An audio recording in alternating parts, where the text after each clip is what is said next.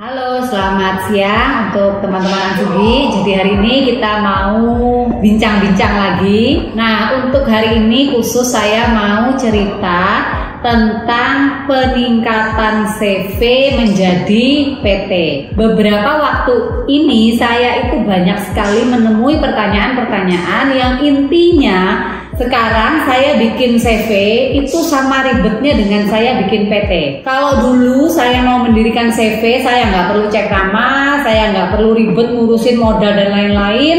Saya langsung bisa datang ke notaris, tanda tangan akta, pendirian CV itu selesai. Nah, tapi terakhir-terakhir ini saya mau mendirikan CV, tetap saya diminta harus menyetorkan nama, namanya dicek dulu dan sebagainya. Banyak proses yang ternyata oleh teman-teman itu dianggap sebagai sesuatu yang cukup ribet atau cukup menyulitkan mereka. Sehingga mereka-mereka itu ternyata berpikiran gini, kalau memang ternyata sekarang merubah CV, mengganti CV dan sebagainya itu sama prosesnya dengan PT, maka kenapa tidak lebih baik CV saya ini saya ganti, saya jadikan ke PT. Nah, hari ini saya mau bahas sedikit dengan bahasa yang ringan, dengan bahasa yang awam supaya bisa dipahami. Jadi gini, kalau kita bicara peningkatan CV menjadi PT, sebenarnya dalam istilah hukum itu tidak ada. Kenapa? Yang ada adalah kita membubarkan CV tersebut, kemudian kita mendirikan PT yang baru. Nah, kemudian yang menghubungkan apa antara CV dengan PT ini? Penghubungnya adalah bahwa modal yang ada di dalam PT itu berasal dari hasil kekayaan CV yang dibubarkan tadi. Jadi nih, misal CVA mau ditingkatkan jadi PT, istilahnya orang awam ngomongnya peningkatan. Padahal yang benar apa ya? CVA ini tadi ditutup, kemudian kita mendirikan PTB.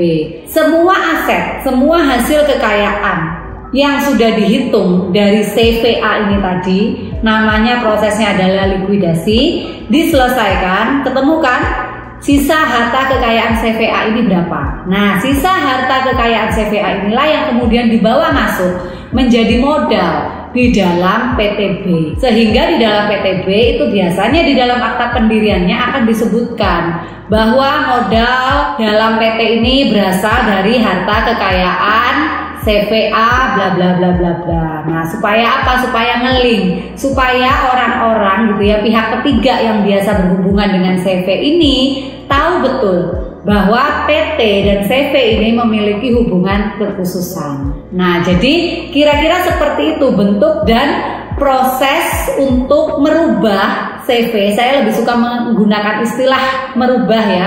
Merubah CV tadi menjadi PT, bukan dengan istilah peningkatan CV ke PT. Tidak ada yang ditingkatkan karena prosesnya sama saja. Jadi waktu mau mendirikan PTB ini tadi tetap kita juga akan melakukan berbagai macam proses pendirian PT. Pengecekan nama, kemudian apakah nama itu disetujui atau tidak, membawa modal itu masuk, mengangkat direksi komisarisnya, kemudian juga menentukan siapa pemegang sahamnya, berapa komposisinya, sama persis dengan pendirian PT biasa. Jadi untuk teman-teman yang merasa bahwa oke, CV saya mau saya tingkatkan menjadi PT, nah itu tolong dipahami konstruksinya secara hukum. Jadi bukan peningkatan CV menjadi PT, tetapi yang ada adalah merubah status CV menjadi PT. Dengan mekanisme apa?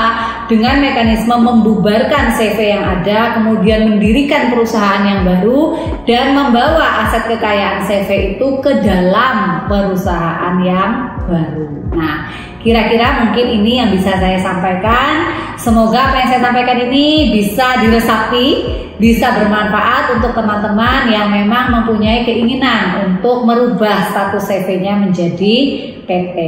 Oke, terima kasih. Selamat siang.